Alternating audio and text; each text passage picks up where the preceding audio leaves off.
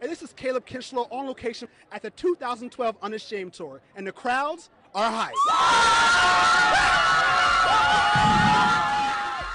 Now, a lot of things I hear about are the titles, like Christian filmmaker, Christian, rapper. I mean, how do you feel about that? Do you accept those titles? Do you want to change them? What are your thoughts?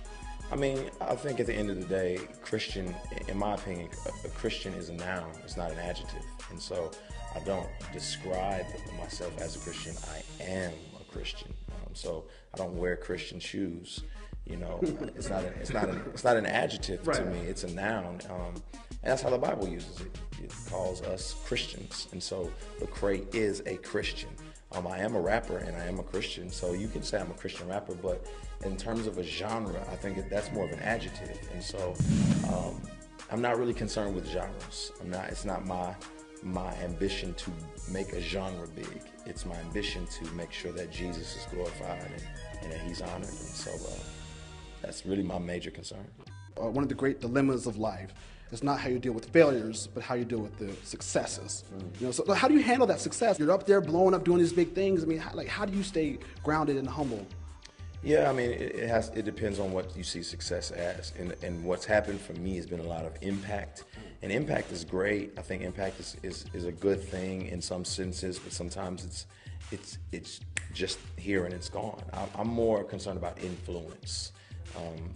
Influence lasts and it changes things. Jesus didn't have a big impact. It wasn't like something happened while he was on earth that just the political shift or climate just changed immediately.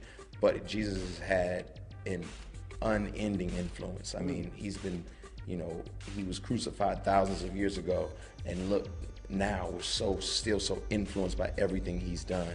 And so he wasn't concerned with making a big flash in the pan and like, look what I did. I changed Israel today. His influence just continued to last and last and last. And that's really what I'm aiming for. A lot of young people today are struggling with the idea of calling and purpose. I mean, that's huge. What do you say to someone who's trying to find what their calling and their purpose is? You're stamped with the fingerprint of an eternal and infinite God. And if you don't realize that, you'll live for something insignificant. You'll live purposeless. We were made for his glory. We were made to glorify him. And when we glorify ourselves, or we glorify cars or toys and things along those lines, we're glorifying insignificant things, which always makes us end up feeling insignificant. How you flesh out, what you do to glorify God is going to be different for everyone. The Bible says whether you eat or drink, do all unto his glory. Right. And so, but you're never going to know what's your purpose to do until you find the one who gave you purpose. All right, Lecrae, thank you. Have a great show.